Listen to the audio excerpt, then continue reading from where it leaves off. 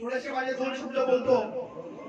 आज ठाणे जिल्ह्यातून मला वाटतं हा पहिलाच प्रवेश आज आपल्या मातोश्रीच्या या पायरीवर होतोय.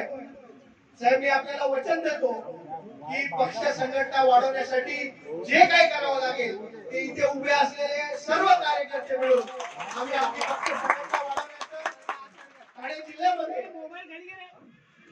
साम दाम दंड भेद सगळं करून आम्ही आमचा पक्ष वाढवण्याचं काम करू. साहेब, मी आज तुम्हाला वचन देतो की यातला एकही कार्यकर्ता कुठेही आता हलणार नाही आणि याचं वचन मी आज आपल्याला देतोय.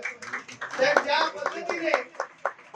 ज्या पद्धतीने काही लोकांची वागणूक आमच्या बरोबर होती, आम्ही जरी सत्ताधारी पक्षात असलो तरी आम्हाला आमच्यावर केसेस दाखल केले गेले, आमच्यावर गुन्हे दाखल केले गेले. हे सगळं अन्यायकारक आणि महाराष्ट्र तोडण्याचं काम जे लोक करतायत त्यांना सोडून आज आम्ही तुमच्याकडे आलेलो आहे. आम्ही महाराष्ट्र जोडण्याचं काम करणार आहे. त्याच्यापुढे अनेक नगरसेवक यांची इच्छा आहे की आपल्याकडे यावं.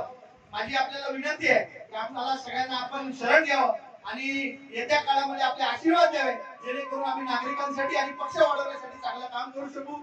आपले साहेब खूप खूप आभार मानतो.